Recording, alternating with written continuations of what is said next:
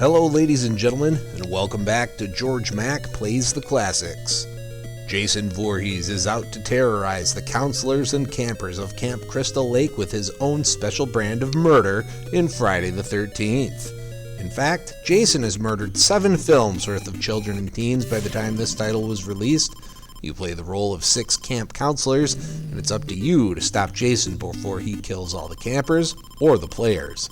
The counselors have their own attributes when it comes to strength, speed, and jumping. Mark is the MVP of the group, being able to run, row, and jump the best of everyone. Chrissy is a close second. Everyone else kind of sucks. You begin the game on the map screen where you can choose one of the 6 counselors to take control of. They will each be occupying different cabins where they stay when they are not the active character. Each counselor has their own inventory that must be built independently. They also can collect ever-strengthening weapons. Items don't start appearing for a counselor until they kill a certain number of zombies. Then a lighter appears and you can unlock hidden knives, keys, vitamins, and more by jumping. The first goal of the game gives you is to light all the fireplaces in the large cabins. You supposedly unlock a flashlight by doing this, but I was unable to get it to work. Jason makes a loop around the camp, attacking the cabins the counselors are in.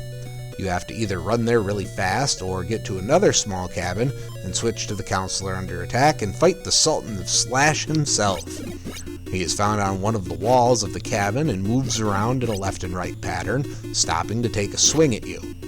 Once you understand the pattern, it's not convoluted. You can duck, dodge, and counterattack. Hitting him 7 times causes him to run off. If you leave the cabin, he'll be waiting outside and you'll fight him in the side-scrolling portion. Again, hit him 7 times while dodging his attacks and he runs off. The most annoying thing in the game occurs when Jason is in the lake and he motors through you for unavoidable damage. The game starts in the daytime and zombies start popping up from the ground. The counselors begin equipped with weak sauce rocks but can upgrade to knives, machetes, axes, torches, and the pitchfork. I didn't ever find the pitchfork, but I didn't need it. As you enter cabins, you may find a note on the ground. Seeing the notes with the counselors allows them to find hidden items around the camp.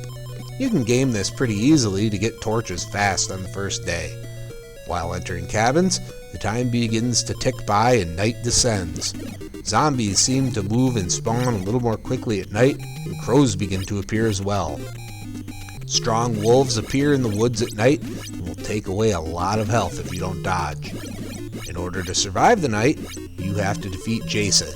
This is easy on the first night, but he speeds up and throws punches more rapidly in the next nights. Showing a bit of mercy, the surviving counselors are healed between nights. The severed, zombified head of Mrs. Voorhees is hidden in the cave, and defeating her gives an item. The final battle against Jason on day 3 took me about a dozen tries because it requires pixel-perfect dodging, but I was able to beat him. When it comes to grading Friday the 13th on NES, graphics get a 2.0. The graphics are fine. There's a lot of yellow and green, but there are plenty of details. Sound gets a 2.0. The sound is also fine. It's not bad, but it does get repetitive. Gameplay gets a 2.0. The controls fight with you until you get the quirks down. Difficulty is a 3.0. Guess what? This game is mostly fair. Jason attacks for unavoidable damage at some points, which is stupid, but I guess he is the nearly immortal bad guy. The instruction manual also gives you a pretty detailed explanation of the game. Fun factor gets a 2.5. I found myself enjoying the game once I understood what I was supposed to do. I suffered a few party wipes until I got to that point, and I was about to quit before giving it one more shot and enjoying myself. Overall, Friday the 13th earns a 2.3 and gets a C+. This game isn't nearly as bad as young me remembers, or the internet has made it out to be. Give it a shot, don't give up right away, and you may be pleasantly surprised. Well, that's going to do it for me for today.